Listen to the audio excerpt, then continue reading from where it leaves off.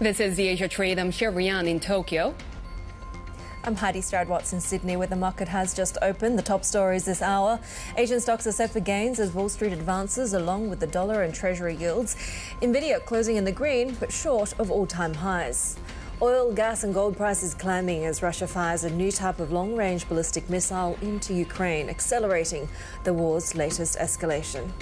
Plus, Donald Trump's Attorney General pick, Matt Gaetz, drops out of contention amid sexual misconduct allegations, while the search for a Treasury Secretary goes on. Take a look at how U.S. futures are coming online. We're seeing a little bit of downside pressure after a volatile session on Wall Street. We had seen the S&P 500 gain ground, but after reversing losses, the Nasdaq 100 fell even more than 1% at one point. We had a lot of fluctuations because of Nvidia's results. We're also trying to digest jobs data, a little bit mixed. So we had the jobless claims numbers coming in lower than expected, but when it actually came to the continuing claims with benefits being received by people, they actually rose to a 3-year high. We still had treasuries falling, with the 10-year yield surpassing that 440 level. And with yields, we also had the dollar gaining ground. What kept gaining ground was Bitcoin. You can see in the Asian trading session, 5 sessions of gains, nearing that $100,000 level. Of course, a lot of optimism around cryptocurrencies given the election of Donald Trump. But take a look at how Asian currencies are also coming online, because we are seeing the Japanese yen continuing to gain ground. We had seen a little bit of that haven move, given, of course, the rising hostilities between Ukraine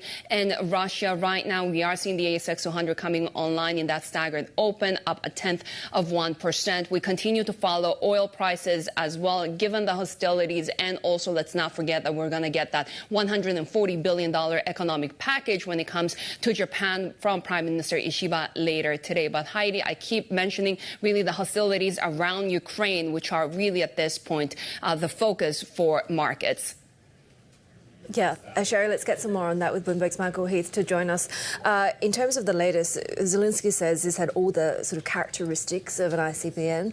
What do we know, and I guess, does this require retaliation from the West? Yeah, I don't think it does require retaliation, and it doesn't seem to have been an ICBM. It's a more intermediate range missile. It has some of the characteristics, and what it does is, my understanding is that it does generally, you put a nuclear warhead on this missile. So it's sort of a reinforcement of the adjustment of the reshaping of their nuclear doctrine that happened a couple of days ago. It's sort of like, there was the nuclear sabre rattling, and then they send this missile. I mean, these sorts of missiles aren't terribly accurate. So for doing what Russia was trying to do, you wouldn't normally use this missile. It's definitely a signal. And so they notified the US beforehand, which is what you're supposed to do, so the US doesn't think it's they're firing off nuclear missiles or anything like that. So again, it's sort of a stronger rattling, but as you said in your introduction, the escalation, it's definitely going on, and both sides are just trying to give themselves maximum leverage when they anticipate Donald Trump's going to demand some sort of peace or some sort of conclusion to this conflict. And we're seeing more sanctions coming from the U.S. This time around against Gazprombank. How significant is this?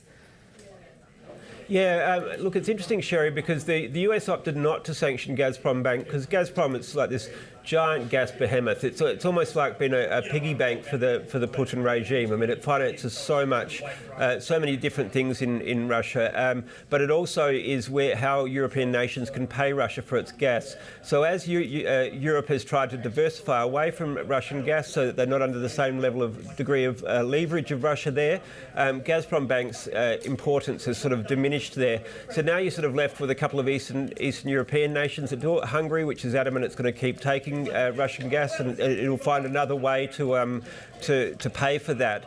But so that sort of allows the US to now try and get at Gazprombank, which is a pretty significant institution. Anything with the name Gazprom is important in Russia. There's no doubt about that. So yes, I mean, look, the Biden administration's trying to set Ukraine up as best as it can before Donald Trump comes in. So it's got the best possible position to stand its ground against Russia, and when peace negotiations begin or when trying to end the conflict begins. Bloomberg's Michael Heath there with the latest on that escalation of tensions between Ukraine and Russia. And we have seen the markets already react. We had oil prices higher, but also gold prices higher, wheat prices also surging. Of course, Ukraine is a big exporter of grains. Our executive editor for Asia markets, Paul Dobson, joins us now. Paul, so how are markets pricing in the war right now? Yeah, well, beyond those assets that you were just describing, I guess the other thing to look for is the weakness that we're seeing expressed across Eastern European currencies. Think the likes of the Hungarian forint in particular, also the Czech koruna, the Polish zloty. Those are under some pressure due to their geographic proximity and the risk that things escalate and become more tense there and make life more difficult as well. I think the other thing to keep an eye on is European energy prices, looking in particular at natural gas, which has been rising. The month ahead price isn't a brilliant indicator because it always rises at this time of year because it's colder and demand is higher. But nonetheless, that's another place where people will express risk if there's a potential more disruptions in Russian supplies there. So that's what people are sort of looking at. But if you think about it as well, these are not global macro trades at the moment. They're more confined still. If you think about the treasuries market or the big FX markets, this is not really featuring quite so much in there yet. So watch and wait, a little bit of tension, but still kind of, I guess the hope is that the escalation in its own way leads to a better likelihood of peace talks in the slightly longer term. We're also watching that rebound that we eventually saw from NVIDIA, despite the sort of market grumbling throughout. We had one guest yesterday saying, look, despite what the market's lofty expectations are, this stock, this company's, and I quote, a perfect 10. Was it an irrational reaction initially?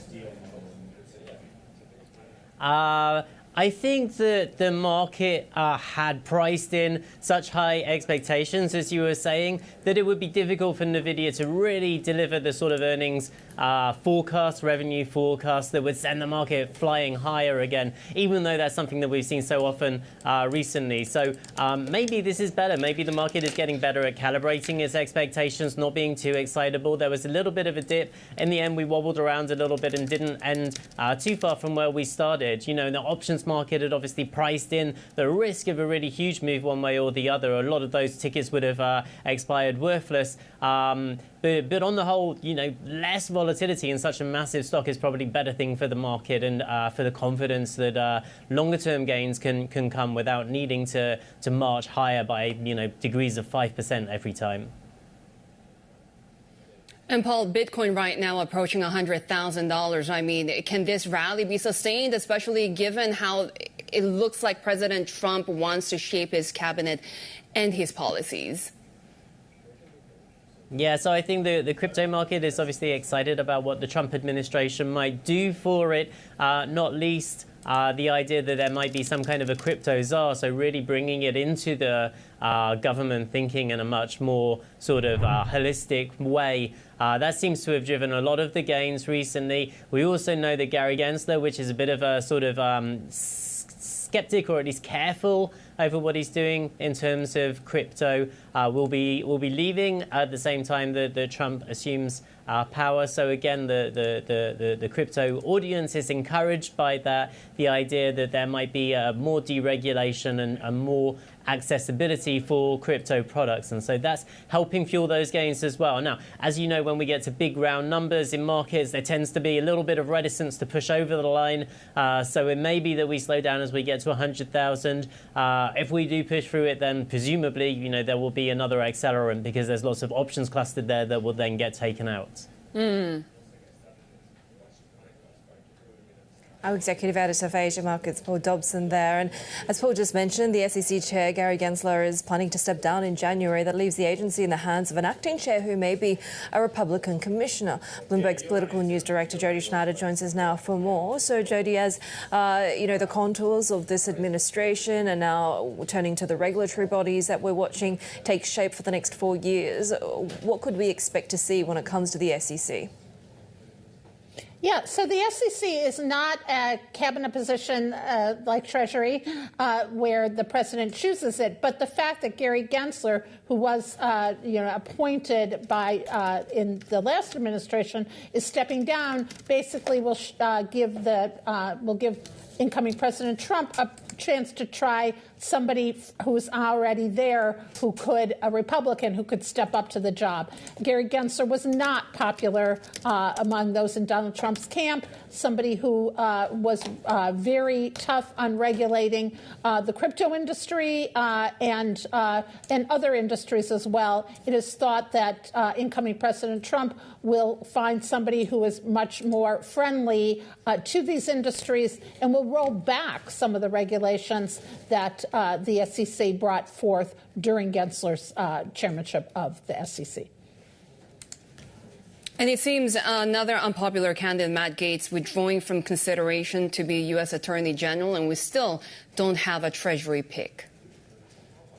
That's right. Matt Gaetz today, in somewhat of a surprise, we didn't necessarily expect this, said that he had become a distraction and therefore he was withdrawing his name from consideration for the Attorney General job heading the Justice Department, the nation's top law enforcement cop. Basically, this came after there was a closed-door House Ethics Committee meeting yesterday where they emerged from there not releasing a report on Matt Gaetz, but with a lot of dissension and a lot of criticism of allegations in that report of alleged sexual misconduct.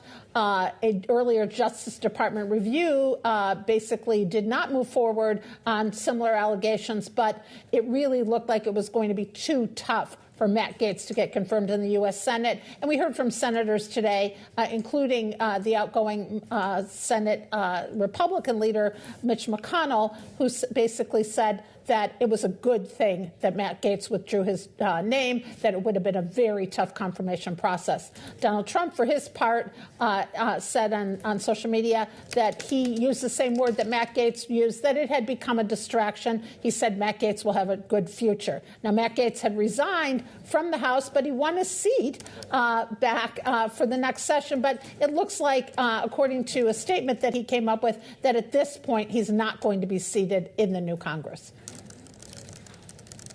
Bloomberg's political news director Jody Schneider there. And when it comes to the new Congress, we are now getting breaking news at the moment that the Democratic incumbent Senator Bob Casey has now conceded the Pennsylvania Senate race to David McCormick. He's, of course, a Republican. And the results in Pennsylvania were so razor thin that they had been triggering a statewide recount. And right now, we're now hearing from Bob Casey commenting in a video posted on social media platform X that he actually called Dave McCormick to congratulate him. So that Senate seat now going to Republican David McCormick. And other stories that we're following at the moment, the International Criminal Court has issued an arrest warrant for Israeli Prime Minister Benjamin Netanyahu over alleged war crimes in Gaza. The ICC also issued warrants for former Israeli Defense Minister Yoav Gallant and a Hamas commander who Israel says was killed months ago. Israel has repeatedly denied the allegation, saying its operations against Hamas comply with international law. Brazil's federal police have recommended criminal charges against former President Jair Bolsonaro after investigating an alleged coup attempt following his 2022 election loss. They say charges are warranted against Bolsonaro and high-ranking military members for plotting a coup and crimes against democracy. The Prosecutor General's office will decide whether to file charges. And coming up next, BNY CEO Robin Vince speaks to us exclusively on the bank's Asia strategy and how it's preparing for a second Trump presidency. This is Bloomberg.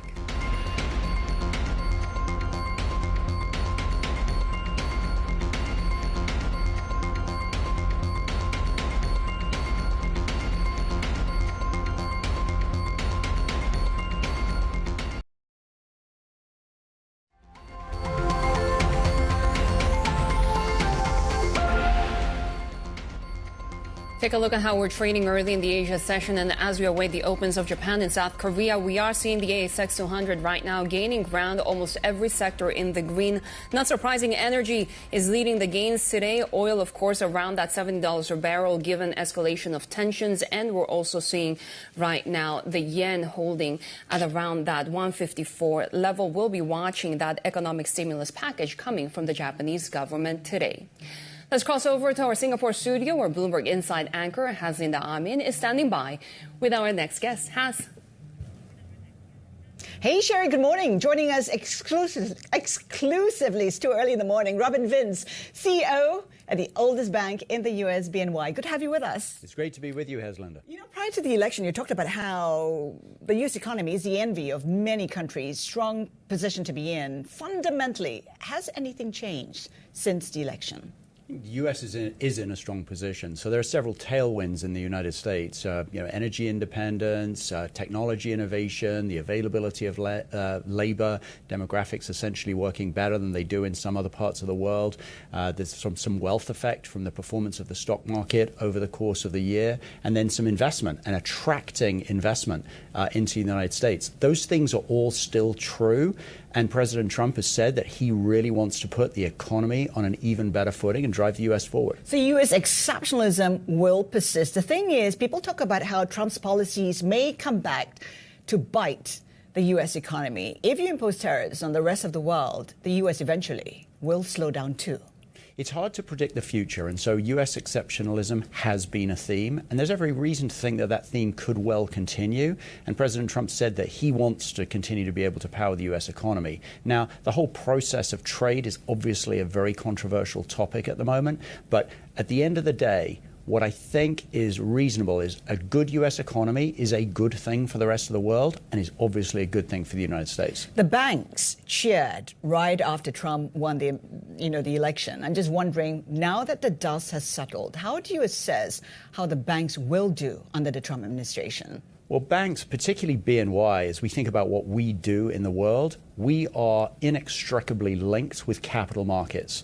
As economies grow, as transaction volumes grow, as people want to borrow more money, they want to invest, they want to build infrastructure, all of those things are good for capital markets, and they're good for us as a really significant global capital markets bank. We are the largest at several things in capital markets. We provide critical infrastructure to capital markets to help other companies build their businesses. And so when economies perform and capital markets grow, it's good for the population, and it's also good for us and the other larger banks. Of course, for banks and financial institutions, I think the focus right now is the position of the Treasury Secretary.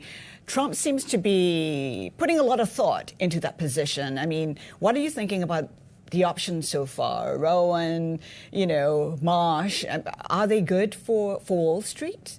Well, I know several of the different candidates. Have had the opportunity to be able to spend time with them in various different settings from a private sector point of view. But I think the good thing here is the president is clearly trying to cast a wide net and really think through all of the possible candidates to be able to select the best person. Treasury Secretary is a very important role. Somebody who understands capital markets, somebody who understands trade, which is clearly very important to President Trump, and somebody who can really help to make sure that they're on the agenda of making the American economy be everything that it can be. And so let's hope that we get a candidate who ultimately will be able to do that, but it's great that there's a broad net here. Is someone who's good for Wall Street is also good for MAGA, making America great again? Some say perhaps there is a conflict in that. I think what we really want in a Treasury Secretary is somebody who's good for all of America, somebody who can really help the American economy to move forward, somebody who can be credible on the world stage, somebody who can create the growth in the economy.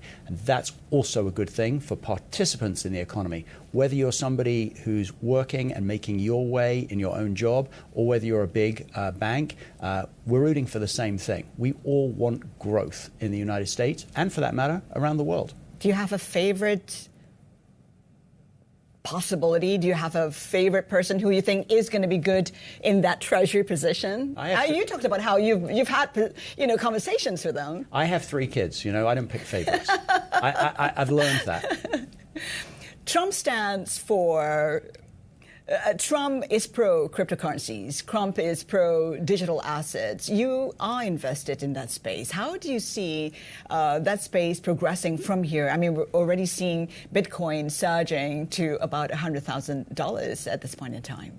I tell you what we are, which is pro-innovation and pro-new developments, new technologies, things that are going to help to propel capital markets forward. So we're significant investors in AI, which we think is going to be very important, in real-time payments. We've done real-time payment different things here in the region. We also care about the future of technology, including digital assets, distributed ledger technology, blockchain. We think those things could be interesting for capital markets. Now, Bitcoin and Ethereum are part of that, the actual cryptos, but it's actually the broader application of the technology to reinvent how the financial system works. That's very interesting. We're America's oldest bank, as you said earlier on. And so we've seen all of these technology innovations over the course of time. So being part of that innovation, that is important. So you're intending to invest more? We are investing in technology to be able to help our clients, and that includes digital asset technology. We provide custody capabilities for that. We also provide issuance services for that. And so our traditional businesses that we do for public markets, that we do for private markets, we also can do for tokenized markets. Robin, in this part of the world, you have to talk about China. We've seen the stimulus that has probably put a floor to growth. How are you assessing how the Chinese economy is doing? You do have a presence in that market. So we're involved across the Asia region. And so I've been visiting Asia this week, spending time in a couple of different markets. And there is clearly significant opportunity here across the region in several markets. And so being able to help our clients be able to really engage in those opportunities, that's the core for us. And that might be international clients who are coming into the region, who want to invest, who want to take advantage. Which markets in particular? So Japan?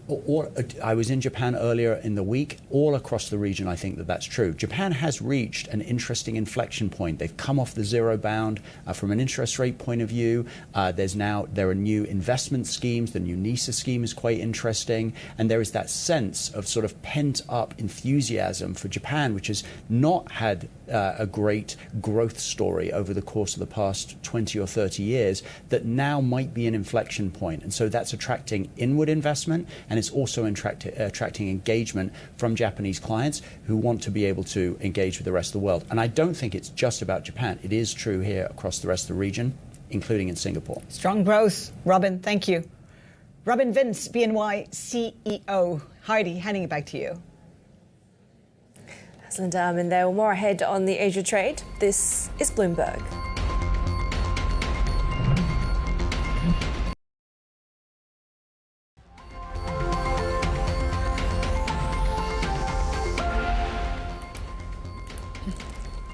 Take a look at what we're watching as we head into, we're just about half an hour into the start of trading here in Australia, and watching really for that rise in the dollar when it comes to the geopolitical risk. We're also seeing that sort of tandem gain against some of those currency pairs when it comes to the yen as well. Pretty choppy trading though, alongside rising treasury yields. That haven demand had been really impacting the yen given the escalation of Ukraine-Russia hostilities. Traders also looking ahead to the next Bank of Japan decision. We're seeing dollar China not seeing too much of a move there at the moment, Shery.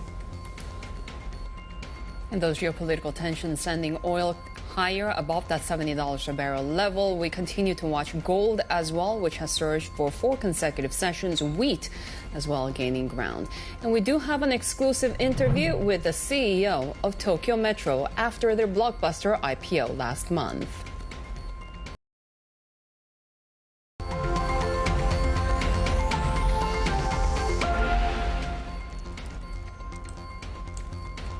We're getting breaking news out of Japan. We are getting the CPI numbers, inflation data core, coming in at gains of 2.3% year on year, which is above economists' estimates. This is a slight deceleration, though, from the previous month. The headline number year on year growth of 2.3%, matching economists' expectations, but still a slight deceleration from the previous month. Of course, perhaps not surprising given that we did get some declines in energy costs, but we continue to see a slight recovery in the consumption side of things. So we are seeing inflation numbers, core CPI gains of 2.3% for the month of October. Core CPI exclude energy as well, and we're actually above economists' estimates, coming in at gains of 2.3% year on year. Very important numbers, of course, given that we are headed towards a BOJ policy decision in December, Haidi.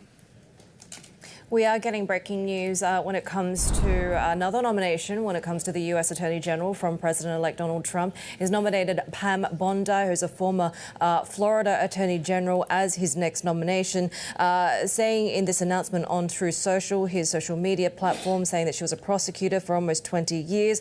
And so this would, she was also Florida's first female Attorney General there as well. So another nomination, this, of course, as we did see Matt Gaetz withdrawing himself from consideration to be US Attorney General.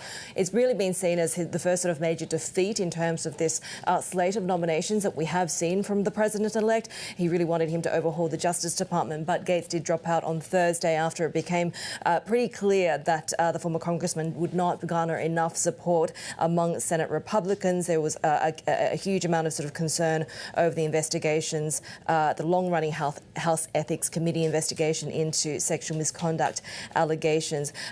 Pam Bondi, I should say, there is an American attorney who was also a long-time ally of the former President Trump's defense lawyers during his first impeachment trial. He was also, she has also been leading the legal arm of the Trump-aligned America First Policy Institute. Shery.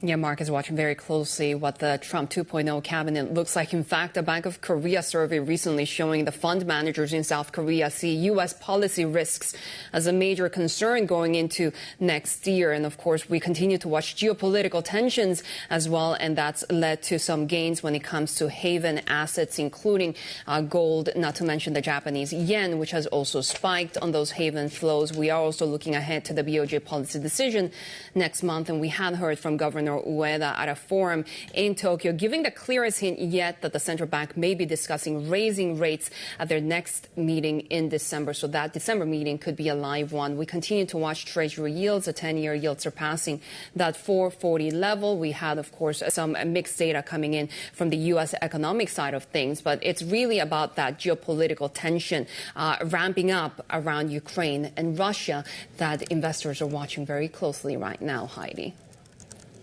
Yeah, let's get some more analysis in terms of what the next steps should be, Raul, as Russia uses this new missile to strike Ukraine, as we see this further escalation in the conflict. Let's bring in Stephen Steff, our next guest, who's a fellow for Russian and Eurasian Studies at the Council on Foreign Relations. He's also the Professor Emeritus at Columbia University School of International and Public Affairs and was previously the US Ambassador at Large for the former Soviet Union. Stephen, Sestanovich is along with us now. Stephen, really great to have you with us. And so we're sort of still being mindful of how to characterise this new type of weapon. We heard President Zelensky saying that it has some of the characteristics of an ICBM, but apparently isn't.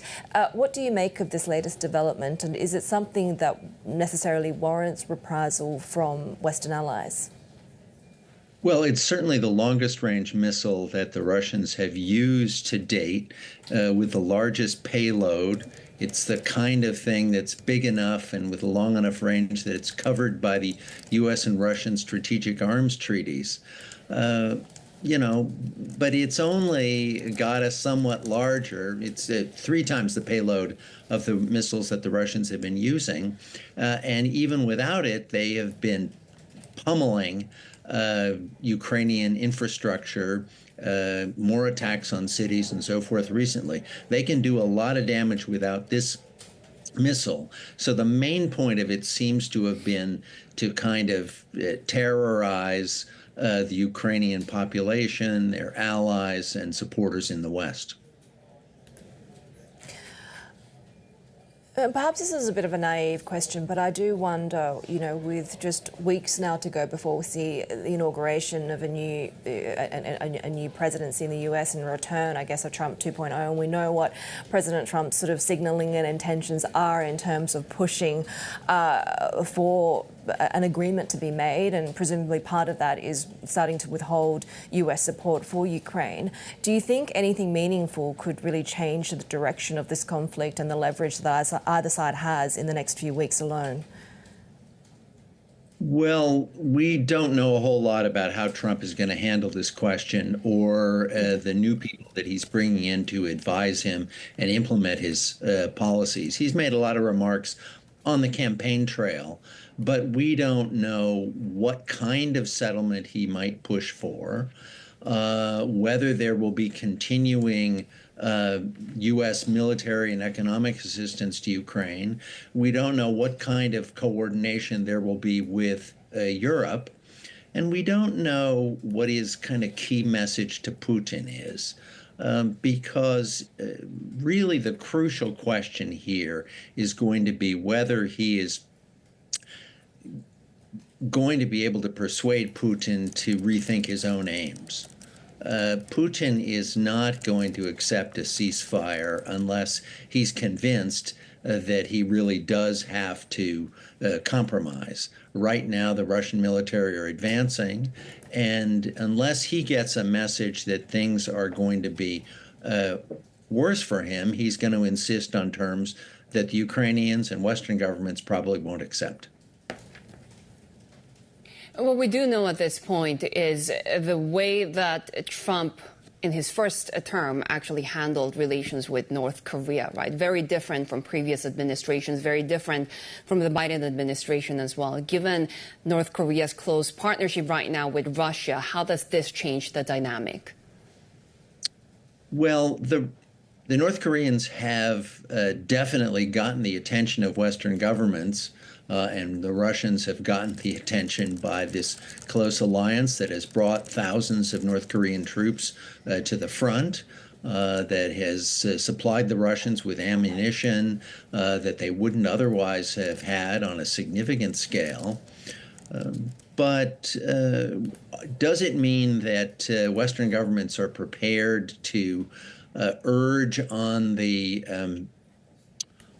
Ukrainian government a kind of compromise that leads them essentially as appendages of the Russian state?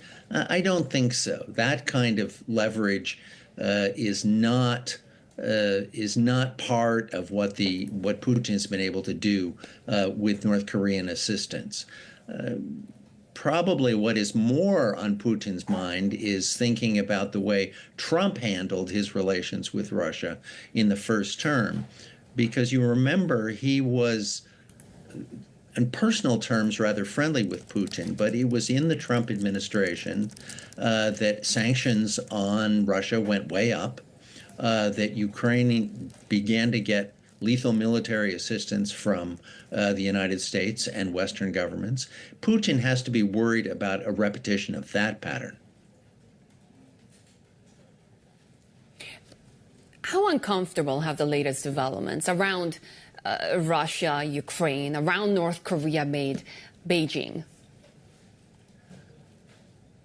You know, the China, one has to describe the Chinese government as the biggest supporters of Russia in this war, but probably not terribly enthusiastic. Despite their lack of enthusiasm, they have been the biggest source of support for Russia in evading sanctions. They have significantly increased their trade with Russia, and they have generally kind of supported the Russian claim that they've been threatened by the West and that was a legitimate basis for launching this war. What the Chinese government now faces is the consequences of dealing with that, because they see that Putin is prepared to act somewhat recklessly. They have in the past urged him not to think further about using nuclear weapons, and yet he continues to make these nuclear threats. This is a relationship that China has been willing to support in significant ways, but they have to be concerned that their client is prepared to act irresponsibly. And it happens as we see this backdrop of China's sort of ascendancy or making these gains against in the Eurasia region. We've seen some of the simmering tensions in Russia's Far East, and that's always a kind of nationalistic concern for Beijing. Do you think Beijing would be feeling more emboldened? What are they being watchful here if this is really a relationship of sort of convenience rather than a friendship without limits, as has been characterized? Look, Russians are very wary of Chinese power, but Putin does not have the luxury of pushing back against Chinese policy He knows that he cannot pretend that this war has brought him anything other than diplomatic isolation, except for the fact that he's got Chinese support. So the Chinese are in a position to push him around a little bit, to exploit and expand their influence in Central Asia. Putin is not going to be able to do very much about that. He has become more dependent on countries that he'd rather not be dependent on North Korea, for example. How thrilling can it be for a country that styles itself as one of the great powers in the world to have to be treating Kim Jong-un as, as an equal, as a benefactor, as a friend? This is a part of the the bitter pill that Putin has had to swallow in pursuing this war. Stephen Sestanovich, good to have you with us and your insights, Senior Fellow for Russian and Eurasian Studies at the Council on Foreign Relations. And coming up next, our exclusive interview with the CEO of Japanese subway operator Tokyo Metro. We discuss their growth outlook post-IPO and their work with London's Elizabeth Line. This is Bloomberg.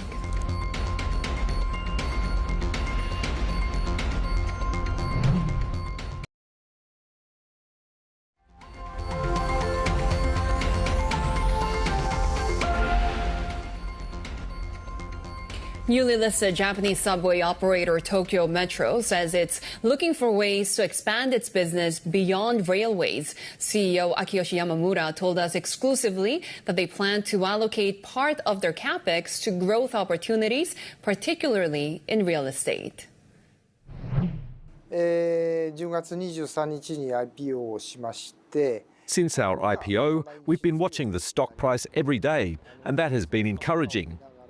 Although our focus is on railroads, we are determined to take on the challenge of growing our business in a variety of fields. You have a lot of foreign visitors right now because of a cheaper yen. How much does that help your business? 定期と定期外合わせた Income from inbound foreign visitors is about 1.5% of the total revenue of all types of tickets. We have about 3 million inbound visitors every month, so we expect about 35 million throughout this year. That means that we have already exceeded the 30 million level we had before the pandemic. When it comes to non-transportation revenue, your peers like Cebu or Tobu, they have retail, they have department stores, they have real estate. How much opportunity do you see in those sectors for your business? 鉄道が I think it is clear that the railroad is the mainstay of our business operation at this time. In the future, we would like to expand into fields other than the railroad business. These include real estate, distribution, advertising, new business, and overseas business. We would like to strengthen these areas. 成長投資についてもですね We will invest about 30% of our annual capital expenditure of approximately 100 billion yen in growth investments. We will spend most of that 30% on acquiring new real estate properties. And one of the models we're thinking of is selling the properties to REITs and using the profits from the sales and the growth investments to purchase larger properties to expand our real estate business. You just got awarded an operator contract for London's Elizabeth Line. How much opportunity are you seeing overseas? そうですねこれまで、技術コンサルティングとかですね Yes, we have been engaged in technical consulting and education and training projects. We have been exploring the possibility of using our expertise in construction and in operations and maintenance to contribute to overseas cities.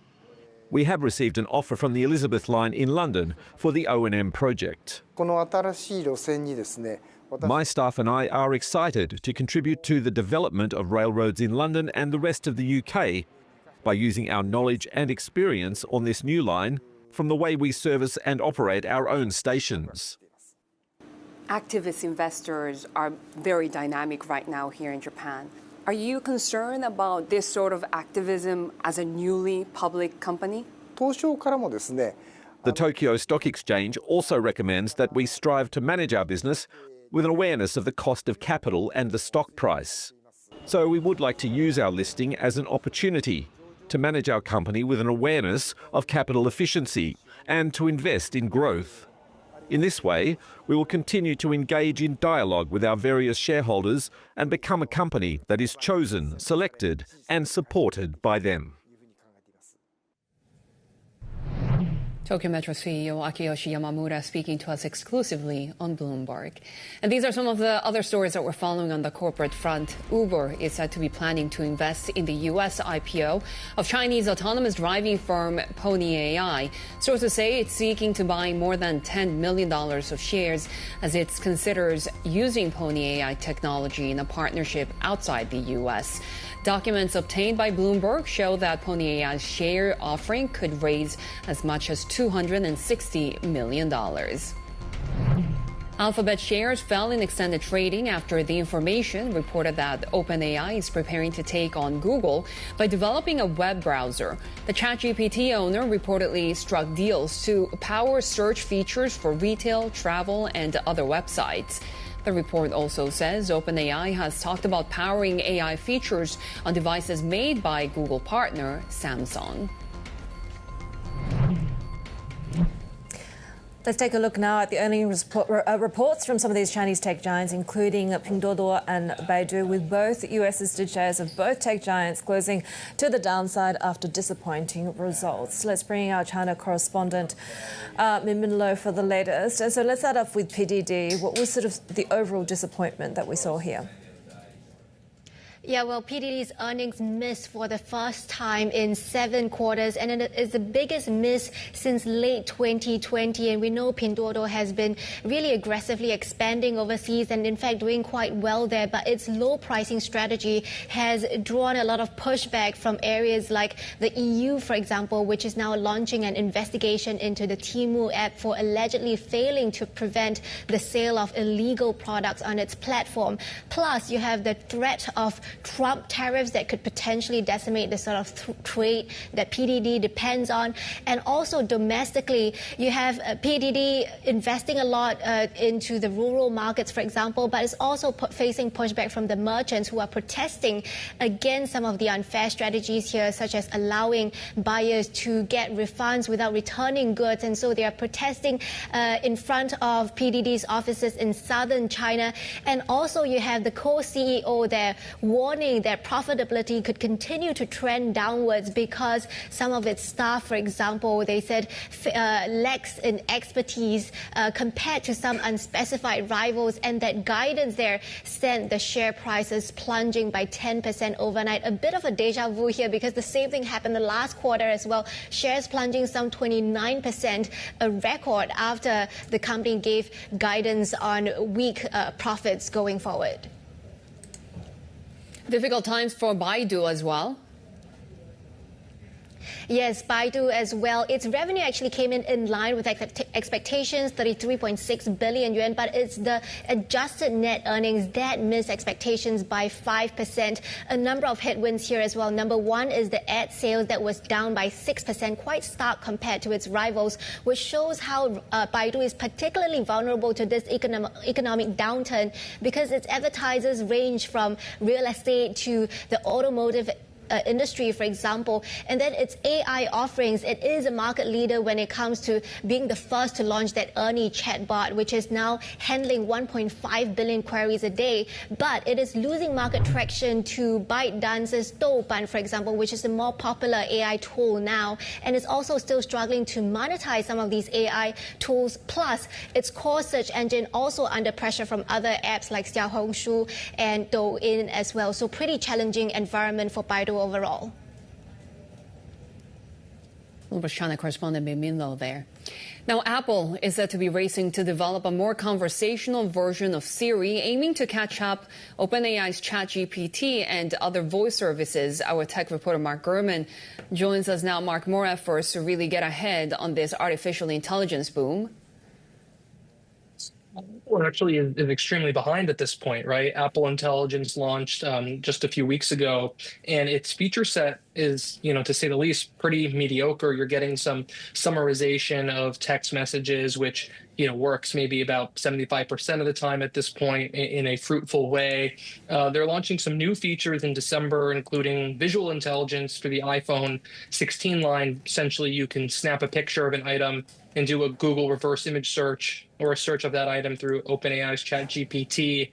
You'll get ChatGPT integration into Siri and its writing tools features. You'll get AI-created emojis. But there's no game changer here, right? There's nothing that even comes close to what you're seeing from Google Gemini, what you're seeing from OpenAI, Anthropic, Perplexity, and some of these other top-tier AI players. And so they're racing to catch up. This is not a one-time thing for them. There's going to be a major iteration, they hope, on Apple Intelligence as part of iOS 19.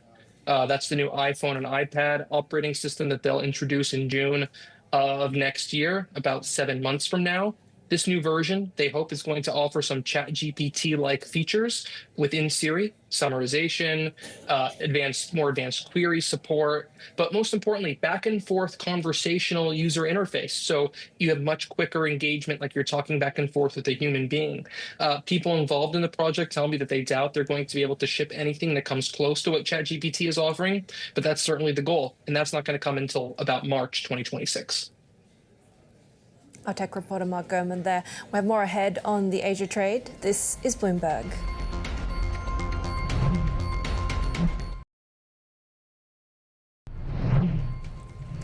Take a look. We're just about an hour into the start of trading when it comes to the cash session here in Australia. A little bit of upside, about 0.7%. It has been such a risk-heavy week, right, when it comes to key earnings like Nvidia, as well as a lot of geopolitical contention at the moment as we continue to watch the haven demand into some of those assets as a result of the escalation of the conflict between Russia and Ukraine. Nikkei futures pointing to a positive start today. This is Bloomberg.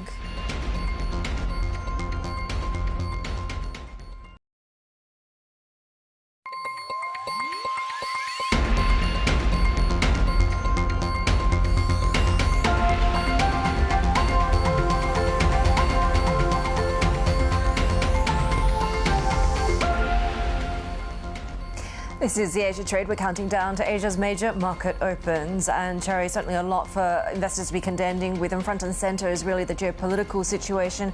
As you see further developments in this conflict between Russia and Ukraine, and watching out for the potential for further sort of moves from Western allies as well. But we're certainly seeing that across haven assets and across commodities.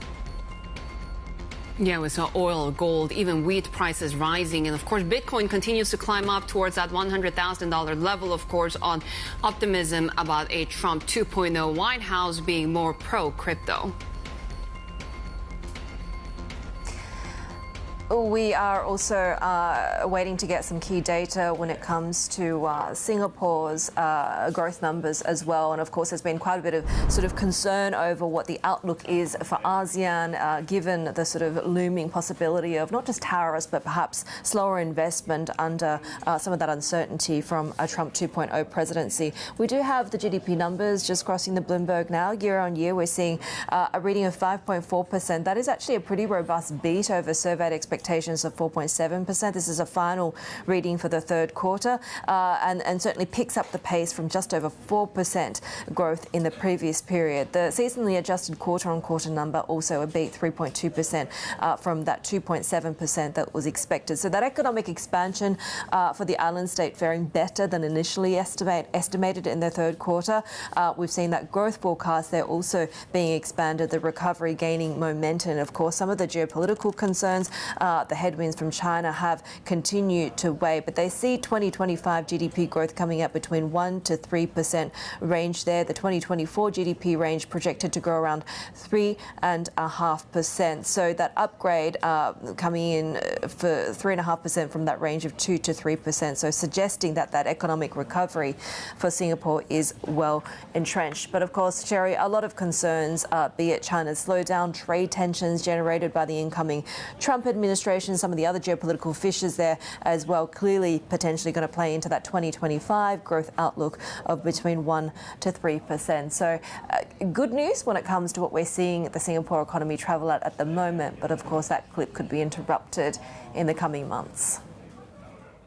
All of those concerns really being reflected by haven assets as well, right? I mean, in this session, we continue to see the Japanese yen gaining ground against the U.S. dollar. We had seen those gains also because of escalating tensions between Ukraine and Russia. We are also awaiting that BOJ policy decision in December. And we heard from Governor Ueda giving the clearest indication yet that the December meeting might be a live one, that they might discuss hiking rates. So all in all, we are expecting to see more uncertainty when it comes to monetary policy at a time when we're seeing perhaps inflation numbers also being sustained across Japan. We got the core CPI numbers above the BOJ target of 2%, a little bit of a slowdown from the previous month, but still above economists' estimates for the month of October. We are awaiting the $140 billion economic stimulus package from Prime Minister Ishiba as well, expected to be approved by cabinet sometime today. Take a look at how the Kospi is coming online, because we are seeing industrials and financials leading those gains on the Kospi, up about 0.5%. Energy also one of those sectors that's gaining ground. Not surprising given that oil continues to gain ground on those geopolitical tensions. The Korean won holding steady, but already past that 1,400 level. So significant weakness against the U.S. dollar, of course, as Treasury yields have continued to climb. Heidi. Yeah, take a look at what we're seeing when it comes to just an hour into the start of trading here in Australia. We're seeing quite a bit of upside, and this market has been sort of giving back some of the gains that we saw previously in the week, but fairly decorrelated from the broader tech sort of move, which is why we've sort of continued to see quite a bit of resilience there. We are seeing upside about 0.7% so far. The Aussie dollar is at about 65.10. That move in the US dollar weighing a little bit, but it was a pretty choppy trading session, as we previously reflected on, given that we've also seen the yen seeing some of that haven demand as well. Treasuries are looking like this. We had a pretty weak auction in the outlook when it comes to inflation, when it comes to Fed, continuing to look pretty murky there. So we are seeing sort of a little bit of uncertainty. PIMCO, though, in that latest call, saying that Treasury yields are still looking attractive and they expect a steeper curve. Well, joining us now from the Singapore studio is Hartmut Issel, who's the head of APAC Equities and Credit at UBS Wealth Management. Hartmut, great to have you with us. And I wanted to get sort of to what is top of mind, at least in the short term, for markets. It's kind of maybe an odd way to characterise it, given that this is a conflict between Russia and Ukraine that has been ongoing for quite some time now. But do you think at the moment we should be assigning perhaps more risk and more caution towards these developments? Yeah. I think when geopolitics are concerned, my favorite to watch really is, of course, starting in January, what really happens on tariff side, especially here for our region. As we all know, this matters a lot, and there's a broad range of outcomes, right? And we know that most likely for China something is coming. We don't think necessarily the full amount of what has been handed around in the past, but probably 20 percentage points or so effective tariff raises could happen. Of course, then you have the stimulus maybe against it. But yeah, generally speaking, also for the entire region, not only for China, to me, the one to really, really watch, and unfortunately, we still probably have to wait another 2 months or so to really see the details. But trade, I would say, is the key one to watch.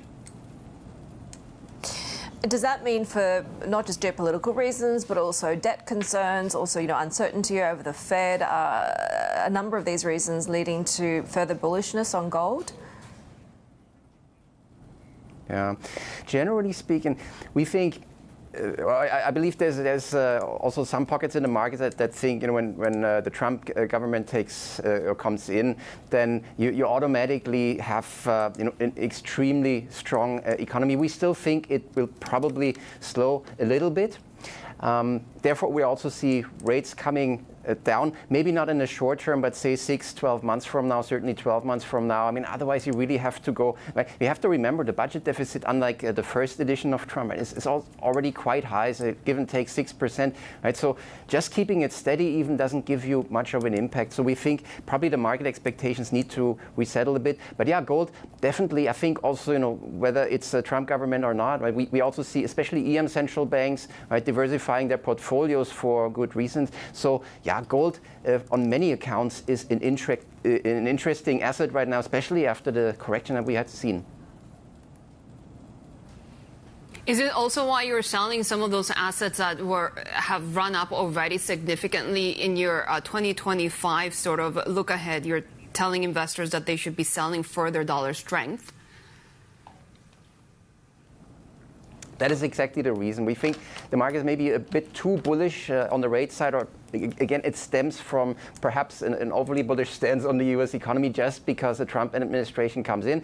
We also tweaked our estimates a little bit, but still think the path ultimately is, as I mentioned, 6-12 months. There is going to be a bit of moderation slowdown in the US that we're going to see, and with it, the rates are also coming down. So yes, on the dollar side, when you see pockets of strength, probably a good time to already start selling. I should really say diversify also into some of the G10 currencies that we think are more interesting than the US dollars. Like the Japanese yen?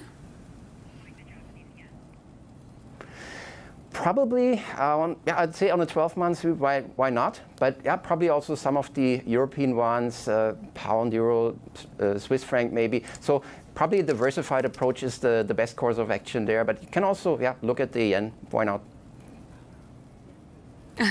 What about the risks coming from gyrations of already volatile assets like Bitcoin? Any disappointment on that front now that we're very close to that $100,000 level? Yeah, look, we don't take strong views on the cryptocurrencies. It seems there is probably also because of comments out of the Trump administration, there's some bullishness. Look, we keep our portfolios, I should say, more on the sort of real asset side, also introducing real estate now as a particularly interesting pick right now, things like gold, bonds and stocks in any case. So yeah, probably I would say, the more traditional portfolio is something we feel comfortable with. What we've been really discussing lately, given the rate environment right now, we have been talking about real estate a lot. Is that something that you're watching? Yes, it's certainly something we're watching. Also in our yearly outlook that we just brought out, we make the point both in the listed space and also in the private space that this is an interesting place to look at. And if you subscribe to our view that over 6-12 months, rates also coming down. And I would say here in the region closer to home, Singapore REITs may be also worth a look. They're very rate sensitive. So that could be a space that maybe also surprises a bit to the positive side. How do you feel about China going into next year? Is this sort of still largely dependent on whether we see meaningful stimulus on the fiscal side? Yes, to some extent, but the first shot, if you will, has to be fired from the US. So we certainly see that there, you can make an argument of value in the Chinese markets. I think that is relatively clear. But of course, in the near term, we need to see where the tariffs come out, what kind of numbers, first approach we're going to see. Because only then we will also be able to gauge the response by the Chinese government, calibrate the stimulus, so to speak. So we want to have more clarity on this. And we have to remember, this is by far the most volatile market in our region. So more clarity on this would help us to really say, do we think the value really crystallizes then and we move maybe the view on it up. Right now, we maintain the neutral.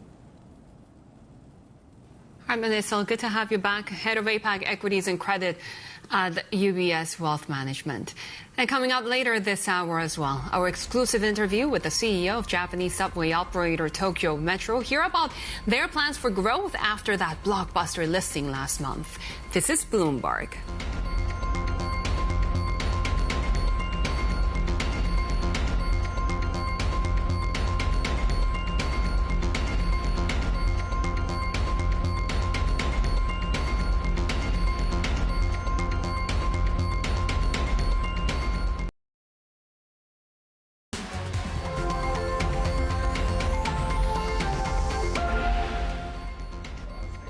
Let's take a look at some of the big winners, both in terms of the sort of domestic political risk in the US as well as a broader geopolitical risk with this Russia-Ukraine situation continuing to develop.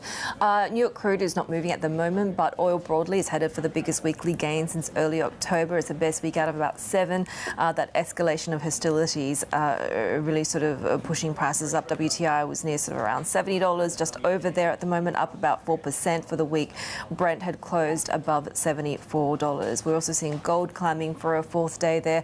These war worries are fueling haven demand more broadly, and we continue to see that as kind of the big winner, on top of course these rate expectations and some of the broader geopolitical concerns as well. Iron ore trading in Singapore up about 0.3%. We're looking ahead to the China PMI numbers for November for a better gauge as to whether all of this stimulus has sort of started to entrench the recovery, if you will.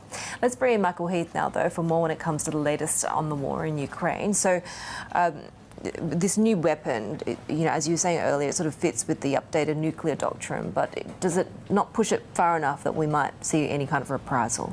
Yeah, well, look, I mean, I think the calculation on the Kremlin's part was that they have, I've sort of mentioned before, whenever there's an escalation, they rattle the nuclear sabre, and it does, nothing happens. So the idea is, I guess, to try to provide some sort of reinforcement, and because they're firing this type of weapon, which can, or potentially would normally carry nuclear weapons, they use the nuclear hotline to the US to alert it, and the US, which seems to have outstanding intelligence on Russia, had sort of been warning its allies that Russia was going to use some sort of new weapon. But this is only an experimental weapon too. They probably don't have many of them, so it's very demonstrative, the whole idea. And at the end of the day, Ukraine has been hit with much more powerful missiles than this. So it's not the sort of thing that the US needs to action on. I mean, in both sides, the treaty that once, the Soviet-US treaty that once kept all these sort of things in check has since, unraveled kind of thing. Russia's pulled out of a lot of these areas again, demonstrative stuff that Russia is independent and all that sort of thing. But it's hard to see that the US would escalate or would be particularly worried about it. I mean, Ukraine did say that it would like it uses as a reason to try and sort of get some upgraded missile defence, because it can't defend against these sort of things because they're so fast. We'll just have to see what happens. But I don't think the US will particularly move on this. I mean, they made their big move in allowing Ukraine to start firing into Russian territory, which was long overdue, I think most people would argue, and that as well came from Russia, bringing in North Korean troops there, which was sort of the origin of this escalation there. You won't hear that from Russia, but that's the reality. No, and you may not hear that from Beijing either, but I do wonder how China is sort of feeling about this, whether it's a friendship of convenience or really no limits here. Yeah, look, I mean, it's a really interesting question, because Russia has sort of, like many countries, I mean, it was perfectly positioned to balance between China and the West, but now that it's really cut off that whole Western side of things, what China chooses to do is what Russia has to accept. And North Korea has sort of always been on, China has sort of been the big brother there. And it's just curious that we're seeing Russia cozy up. And obviously it needs soldiers, it needs ammunition and this sort of thing, which North Korea has in spades. And North Korea could still do with a lot of the technology that Russia can provide. China's been pretty quiet on it, which some analysts have interpreted as China being not particularly happy about this whole thing, because it brings North Korea sort of out into the open again, and it's always a problem for China. So it'll be an interesting one to watch for sure. And in the meantime, the US continues to apply sanctions on Russian entities. Yeah, that's right, Shery. And part of this is like the Biden administration, it's got a little under 2 months now. It's trying to set Ukraine up in the best possible position to, for when Trump comes in and presumably some sort of negotiations to try to end the war begin, and it's trying to put Russia in as bad a position as possible. Now, Gazprombank is basically the intermediary for Europeans paying for Russian gas. And since this war has begun and Europe realised it was so beholden to Russia, which it probably should have known beforehand, really, but they took it seriously then to try and diversify their supplies. And as they've diversified, the need for Gazprombank, the need to pay that becomes less and less. There's still a couple like Hungary that insist they'll continue to take Russian gas, but nonetheless, Gazprombank had been left alone from US sanctions, and now they're putting that in place. And Gazprom's, I mean, it's a pretty important, it's a gas behemoth. I mean, it's sort of Russia's, energy trump card kind of thing, and that's obviously the banking arm of that. So it's significant. I don't think it's a game changer there, but it does testify to Europe, sort of trying to diversify, and the US trying to set Ukraine up as best as it can, given what's available to it. Bloomberg's Michael Heath there with the escalating tensions around Ukraine and Russia. Now, President-elect Donald Trump says he's nominating former Florida Attorney General Pam Bondi to run the U.S. Justice Department after his first pick, Matt Gaetz, withdrew from consideration. Bloomberg Politics reporter Hadriana Lowenkron joins us now for more on this. And Hadriana, this is another ally from Florida. What do we know about her, and is she more likely to get confirmed? Quick turnaround, relatively, given, of course, the Gaetz had backed out just earlier today. This was something that came out of, my sources are telling me, concern when he was up on the Hill speaking with members of Congress that he wouldn't be confirmed. And, of course, this was a question Trump earlier had tried to ban, even, that there should be recess appointments. Senators really, both sides of the aisle were kind of pushing back against that. And so he had gone over to meet ahead of what could be the confirmation hearings. And there was a sense that it would just be an uphill battle. So Bondi is someone, again, you mentioned from Florida. She, a former Florida Attorney General, so experience alone, has that, over Gaetz. And this is someone who he is hoping will have less of an uphill battle for sure. So, as you say, quick turnaround. What isn't quick is this ongoing decision-making process for Treasury. You're telling me. This is definitely something that we are waiting and waiting. A couple of days ago, we thought it would have come out earlier when there was sources at the time were saying Howard Lutnick was someone who was in contention. Then, of course, there ended up being some infighting with, public displays of, Musk backing Lutnick and other people backing Griffin. And so now we're at this point where Trump has had to have a new round of meetings. Some of them, the top contenders now still being Scott Bessent, also Paul's Mark Rowan, and then Kevin Warsh. They all met with him on Wednesday, and we're hearing that they're still, he's not yet sold. And so this is something that we are continuing to keep an eye on, while, of course, noting that the interesting thing about the Lutnick position, his being appointed to Commerce, is that it actually has an additional role that would still look at some of the tariff stuff that's been a really big point of Trump's economic policy. So, it'll be interesting to see how they work together, as well as NEC is a position that I'm being told that the conversations with Treasury are also connected to the conversations with NEC. They would have to work together. So there's a lot still being figured out on that front. Bloomberg US national politics reporter Hadriana Lowenkron there with the latest. Well, Citadel founder Ken Griffin says he's wary of the long-term impact of tariffs. It's, of course, a key part of President-elect Donald Trump's economic agenda. Speaking at the Economic Club of New York, he explained why tariffs may do more harm than good. I am gravely concerned that the rise of tariffs puts us on a slippery slope towards cronyism capital. So when you implement tariffs for the American companies that produce goods in America, there's unquestionably a short-term benefit. You've just taken your competitors and severely disadvantaged them. The challenge with this, and we know this from the history of economics, those same companies that enjoy that momentary sugar rush of having their competitors removed from the battlefield soon become complacent, soon take for granted their newfound economic superiority, and frankly, they become less competitive on both the world stage and less competitive at meeting the needs of the American consumer. And then, of course, once you're in this world where companies know that their very existence is because of tariffs, if the tariffs came down, they wouldn't be able to compete. They wouldn't be able to thrive. Now you're going to find the halls of Washington really filled with the special interest groups and the lobbyists as people look for continued higher and higher tariffs to keep away foreign competition and to protect inefficient American businesses that fail to meet the needs of the American consumer. Are you concerned here that some companies, some industries will be benefiting at the expense of others, even in this country?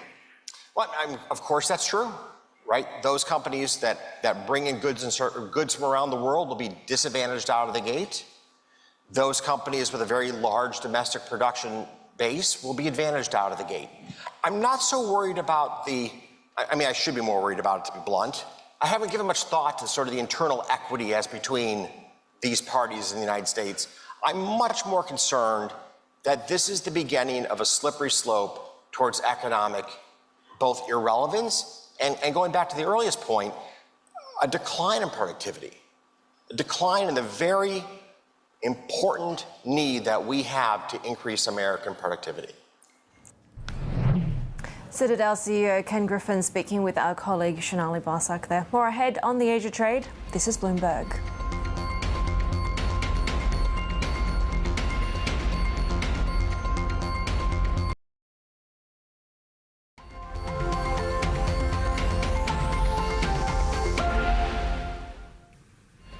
You're watching the Asia Trade. Here are some of the top political stories that we're following. The International Criminal Court has issued an arrest warrant for Israeli Prime Minister Benjamin Netanyahu over alleged war crimes in Gaza. The ICC also issued warrants for former Israeli Defense Minister Yoav Gallant and a Hamas commander who Israel says was killed months ago. Israel has repeatedly denied the allegations, saying its operations against Hamas comply with international law. In a statement, President Biden called the warrants outrageous. Brazil's federal police have recommended criminal charges against former President Jair Bolsonaro after investigating an alleged coup attempt following his 2022 election loss. They say charges are warranted against Bolsonaro and high-ranking military members for plotting a coup and crimes against democracy. The Prosecutor General's office will decide whether to file charges. We have more ahead on the Asia Trade. This is Bloomberg.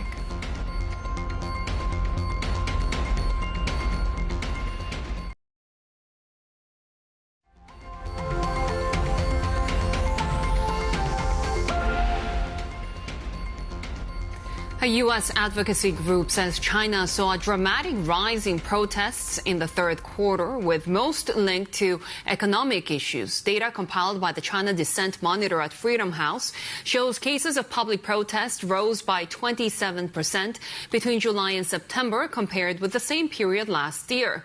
Workers and property owners led the disputes, with many related to unpaid wages, poor quality construction, and long delays in apartment sales. Let's bring in John Burns, honorary professor at the Department of Politics and Public Administration at the University of Hong Kong. Great to have you with us. We've seen this long-standing sort of social contract in China, prosperity for submitting to the one-party rule. How is this social contract sort of broken now, and what's the risk of it spreading to political dissent? Yes, I think you can look at it that way. I think it has broken to a large extent, and especially for China's young people. Generation Z, for example, is 280 million people.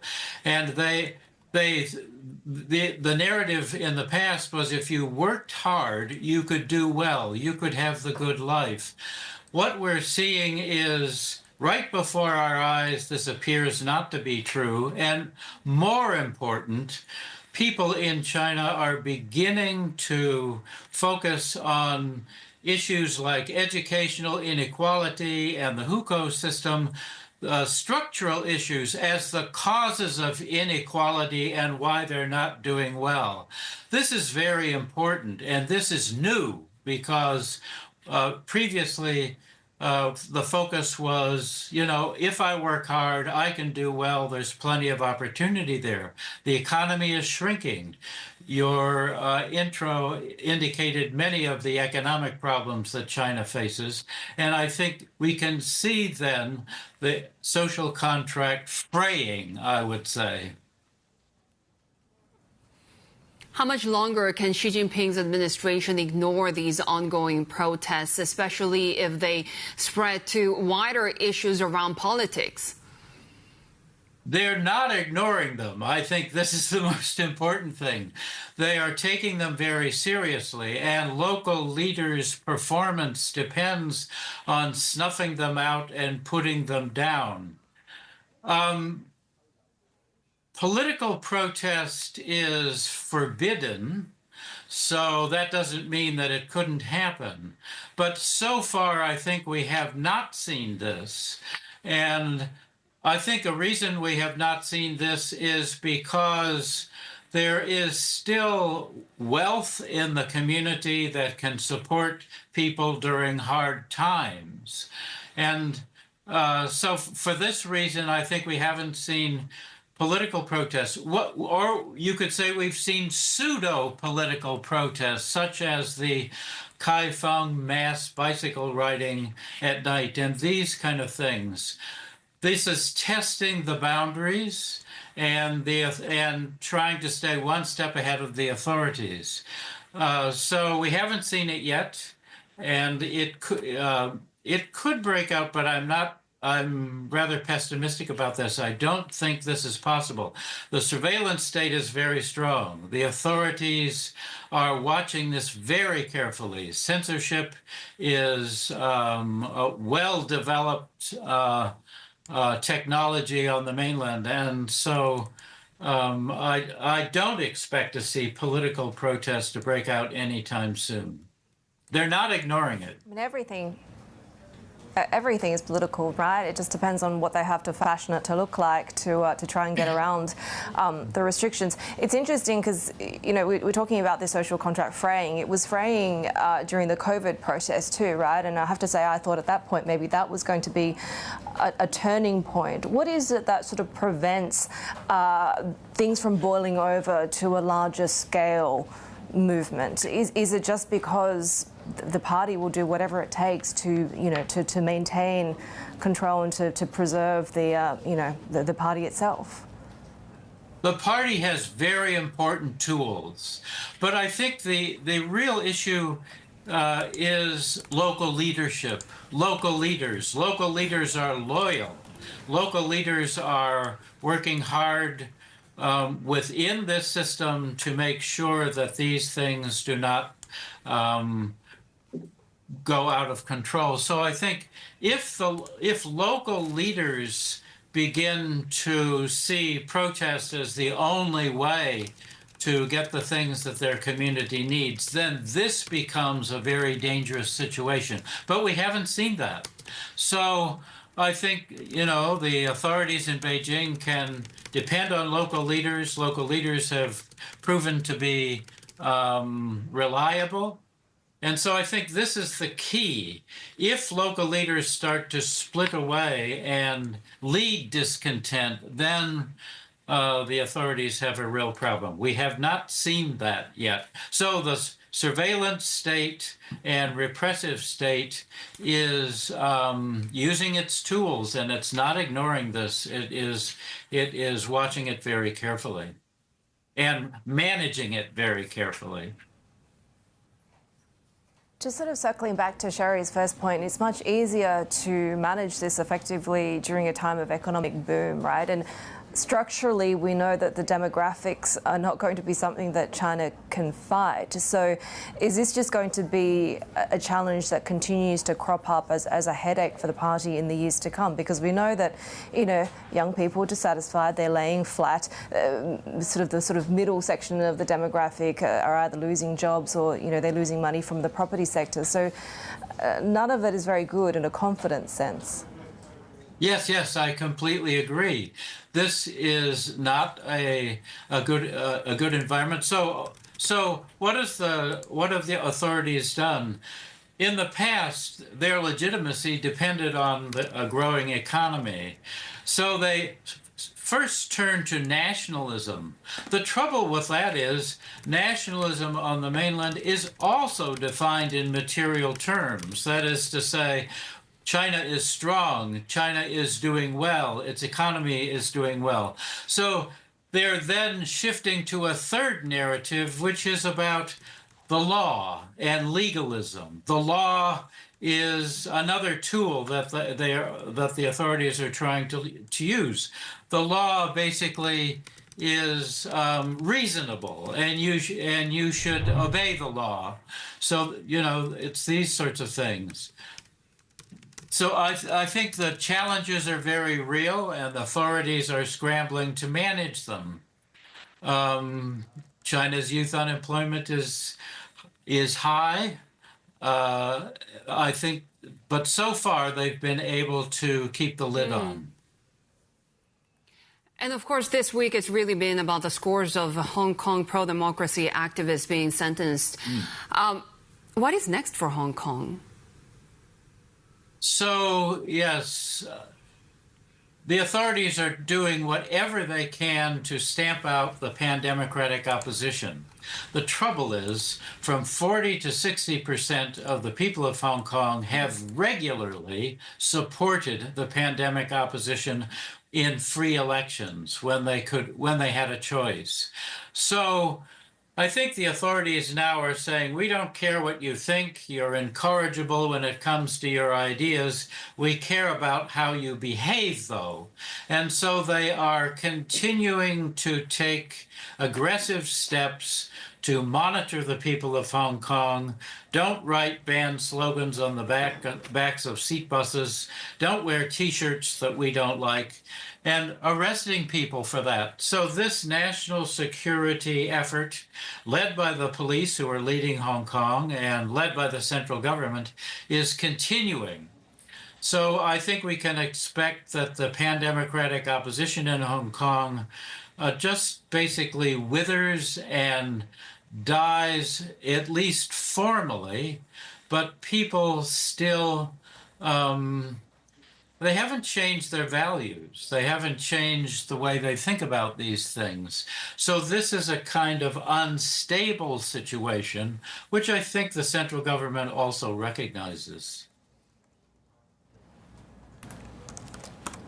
John Burns, Honorary Professor at the Department of Politics and Public Administration at the University of Hong Kong. It's really great to have you with us and those insights as well. Let's take a look at how we're faring as we are just a couple of hours really into the start of trading across major markets on this Friday session. And we're seeing that pick up really following the climb that we saw on Wall Street and seeing a little bit of the sentiment recover after the market disappointment from not quite having their loftiest expectations met on those Nvidia numbers. We're seeing the Nikkei 225 coming back about 0.6%. Of course, a lot of those AI and chip-related names were hit hard yesterday across the heavy tech gauges of Asia. The Kospi also putting on close to 1%. And here in Australia, we are seeing gains of about 0.8% there as well, so leading some of that advance. We're looking ahead to China. We did see that decline when it comes to US-listed Chinese stocks, seeing a fall and going against the grain. And let's take a look at why, because it was really down to these earnings reports from Chinese tech giants, PDD and Baidu, with the US-listed shares of both of those companies closing to the downside after disappointment in those results. Let's bring our China correspondent, Mimin Lo, for more. And let me start off with PDD in terms of what was driving the level of investor disappointment that we saw.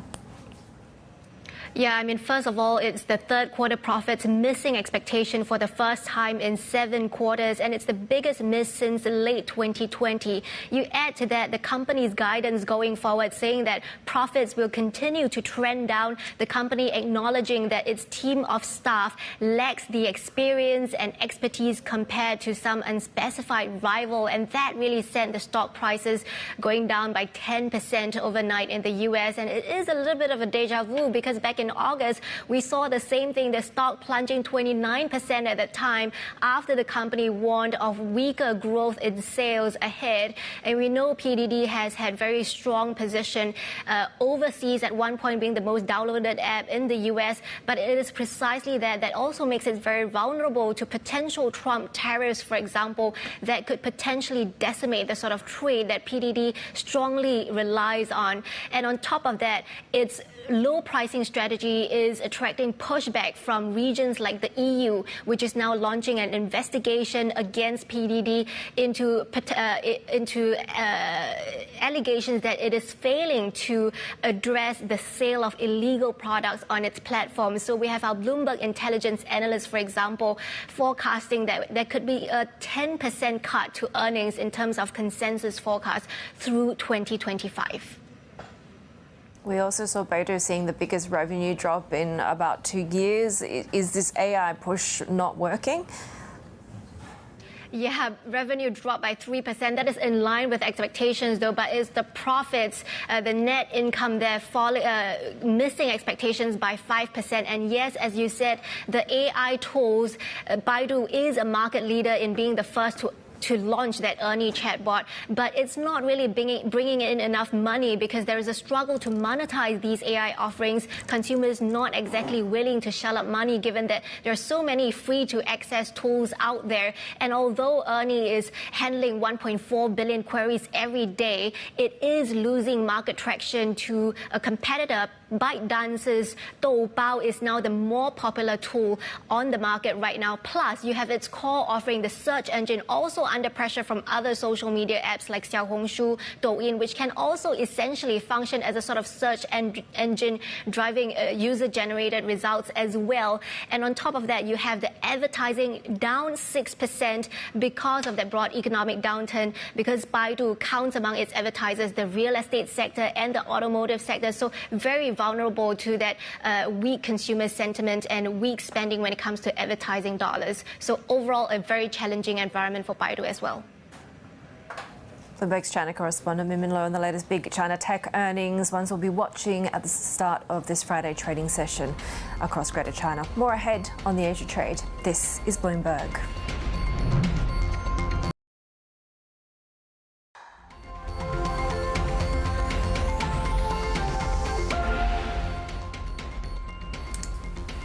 Japanese Prime Minister Shigeru Ishiba says his upcoming stimulus package's impact overall on the economy will be more than $250 billion. Bloomberg senior editor Brian Fowler joins us now with more on this, and this was pretty much expected. We're expecting a $140 billion package. What is going to go in it? Yeah, so it's going to be a broad plan with all sorts of populist steps. It's going to have cash handouts for low-income families. It's going to have a pledge to do utility subsidies again to offset the impact of inflation. And it's going to have incentives for companies to continue with the wage growth momentum that we saw this year. That's a big factor in terms of beating the deflationary spiral.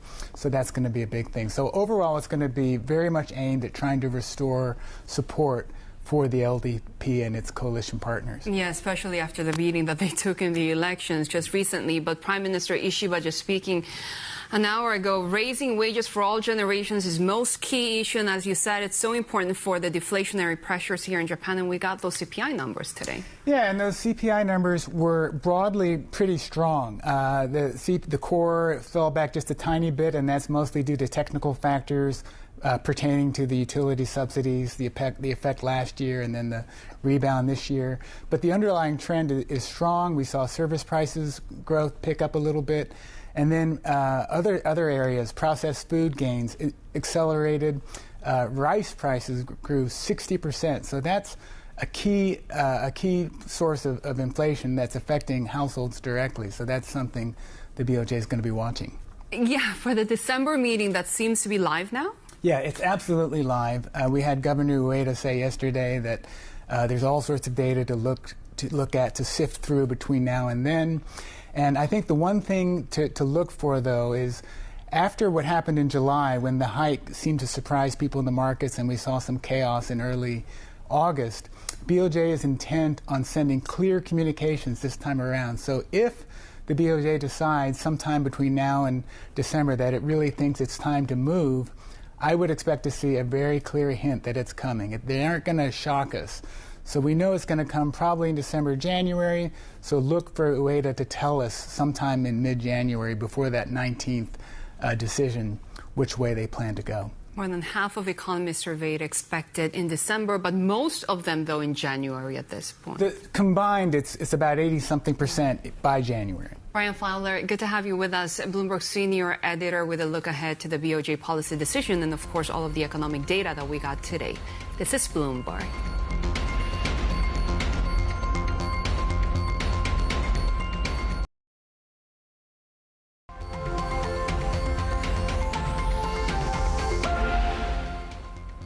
Take a look on how Tokyo Metro is trading right now. We're seeing gains of about 0.9%, a rebound after 2 sessions of losses. But still, overall, after that blockbuster listing back in October 23rd, we have seen Tokyo Metro seeing those significant gains. We spoke to CEO Akiyoshi Yamamura, who told us exclusively that they plan to allocate part of their capex to growth opportunities, particularly in real estate.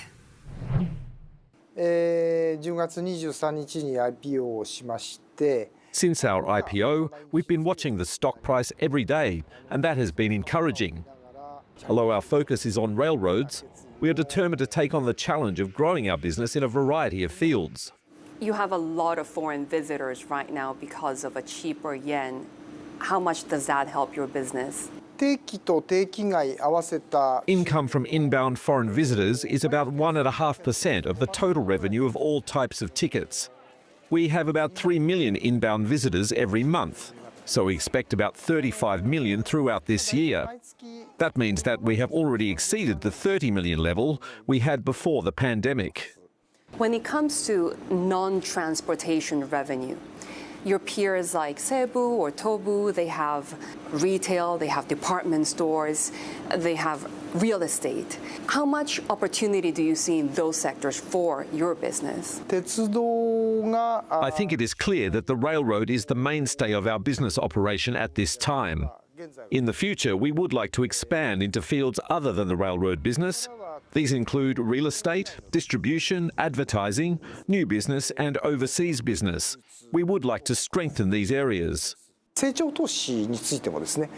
will invest about 30% of our annual capital expenditure of approximately 100 billion yen in growth investments. We will spend most of that 30% on acquiring new real estate properties. And one of the models we're thinking of is selling the properties to REITs and using the profits from the sales and the growth investments to purchase larger properties to expand our real estate business. You just got awarded an operator contract for London's Elizabeth line. How much opportunity are you seeing overseas? そうですね。これまで、技術コンサルティングとかですね。Yes, we have been engaged in technical consulting and education and training projects. We have been exploring the possibility of using our expertise in construction and in operations and maintenance to contribute to overseas cities. We have received an offer from the Elizabeth line in London for the O&M project. この新しい路線にですね。My staff and I are excited to contribute to the development of railroads in London and the rest of the UK by using our knowledge and experience on this new line from the way we service and operate our own stations. Activist investors are very dynamic right now here in Japan. Are you concerned about this sort of activism as a newly public company? 東証からもですね。The Tokyo Stock Exchange also recommends that we strive to manage our business with an awareness of the cost of capital and the stock price. So we would like to use our listing as an opportunity to manage our company with an awareness of capital efficiency and to invest in growth. In this way, we will continue to engage in dialogue with our various shareholders and become a company that is chosen, selected, and supported by them. Tokyo Metro CEO Akiyoshi Yamamura, they're speaking exclusively to Bloomberg. Let's take a look at how we're tracking when it comes to a broadly higher Asian Friday as we head into the weekend. We're seeing equities just sort of following the gains that we saw on Wall Street overnight as we saw some of those initial concerns or disappointment over not meeting the loftiest of expectations for Nvidia being shaken off, and that stock actually rebounded to end in the green. And we're seeing a little bit of that recovery sentiment across Asia Tech as well. The Nikkei 225 up about 0.7%. We're seeing Sydney stocks off the session highs but still still some strong leadership from financial. CBA is one of the top gainers that we're watching at the moment, and the cost be better by just about 1% as well. But of course, a lot of that haven demand continues to play out. Oil headed for the biggest weekly gain since early October. The escalation of the Ukraine-Russia situation also playing into gold, holding that 4-day gain.